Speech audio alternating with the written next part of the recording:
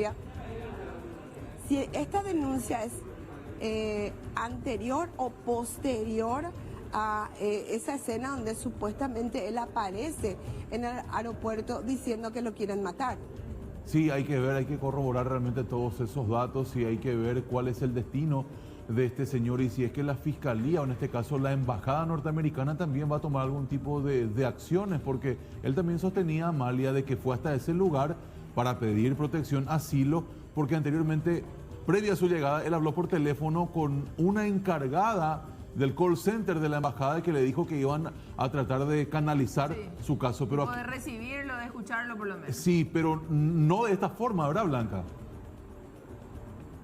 No, definitivamente él intentó contactarse con la embajada y la encargada del call center lo que le refirió es que tenía que contactarse con su embajada, claro, con la embajada alemana, para que ellos le protegieran dentro de la sede de la embajada y de alguna manera realizar ya la denuncia, una nueva denuncia, porque él hace unos días que está aquí en Asunción. Supuestamente estaba en un conocido hotel que se encuentra en la zona de Aviadores del Chaco.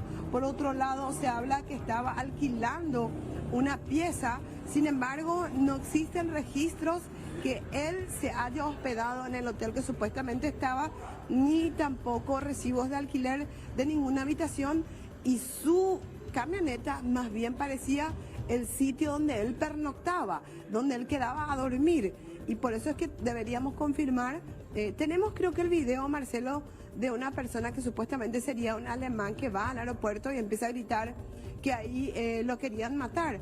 Ahí hay personal también de investigaciones, pero este señor aparece en el escenario después que intenta ingresar, tipo pidiendo un asilo político, un asilo dentro de la embajada, cosa que la embajada ya le había manifestado que efectivamente era imposible que esto ocurra, y lo que sí despierta la alerta es cuando él se nota que estaba con un chaleco antibala, y eso ya genera la reacción de las autoridades y la posterior comunicación a la Policía Nacional.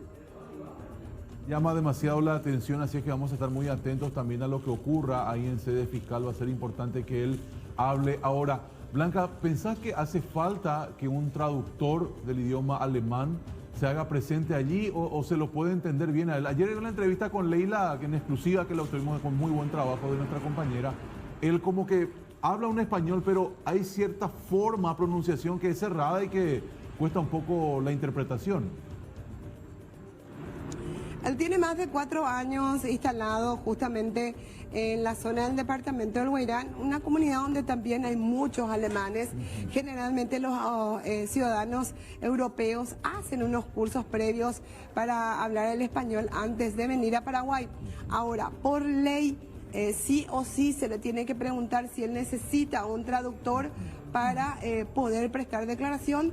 Si él solicita a ese traductor, se tiene que buscar un traductor oficial para que realice, para que él pueda comprender con certeza las preguntas que le va a hacer la fiscal Alicia Saprissa, y que la fiscal también pueda comprender con certeza lo que él quiere decir, porque si él no tiene un buen dominio del español, una mala conjugación de un verbo podría significar otra cosa. Sí, tergiversar.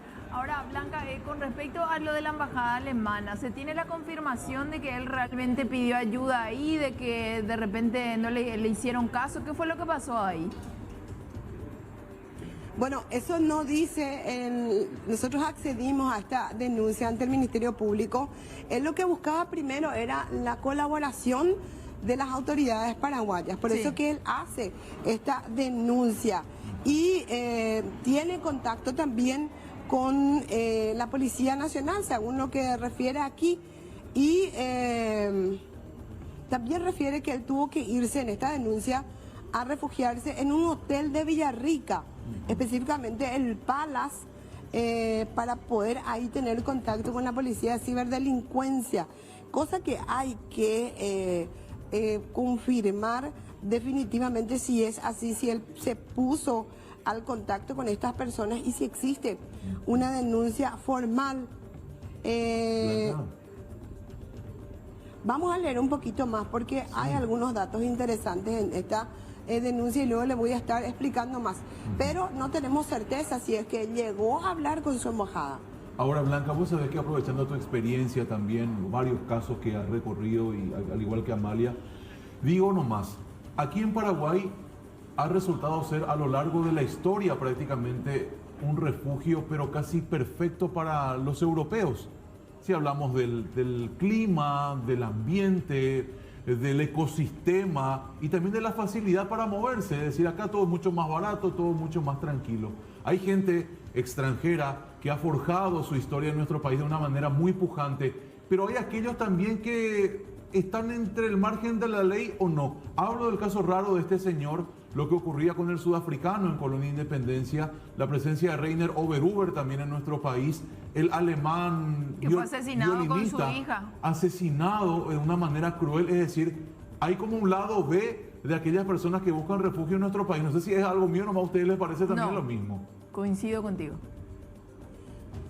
Bueno, históricamente Paraguay ha albergado a ciudadanos de origen europeo, específicamente la comunidad alemana ha encontrado refugio por muchos años en Paraguay, ya desde la época de los 60, en la época del general Stroessner, en donde por un lado venían en barco para ir a poblar la zona del Chaco y donde se crearon comunidades pujantes y laboriosas que de alguna manera repoblaron o poblaron, mejor dicho, el Chaco dentro de muchísimo sacrificio. Claro. Pero también en esa época han venido ciudadanos alemanes que inclusive eran exterminadores en los campos de concentración en la época de Hitler. De hecho, que tras la muerte de uno que tenía una identidad diferente, cuando muere él se confirma que se trataba de uno de los grandes criminales nazis que asesinaban a las personas en los campos de concentración.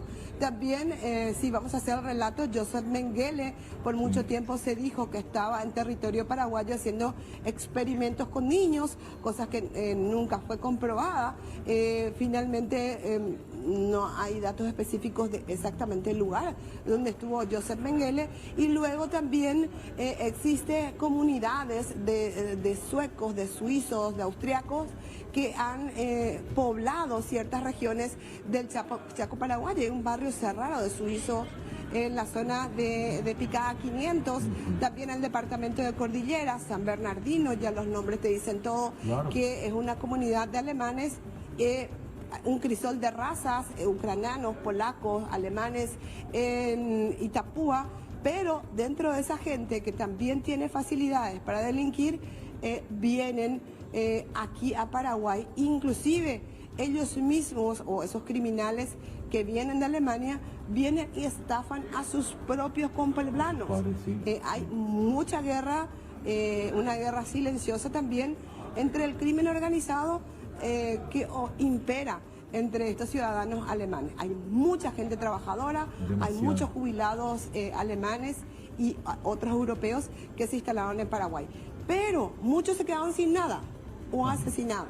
Así, como el caso de Martina Trottler, que fue asesinada en el Alto Chaco. Totalmente, hay mucho para conversar, es algo mucho más profundo, evidentemente esto es un pantallazo un poco de la presencia de ciertas comunidades extranjeras en nuestro país, sin ningún tipo de discriminación. Hay gente que empuja este país hacia adelante sin tener nuestra sangre propia, son más paraguayos incluso que nosotros en el ámbito del trabajo, principalmente de la inversión, pero hay otros que lastimosamente operan de esta forma.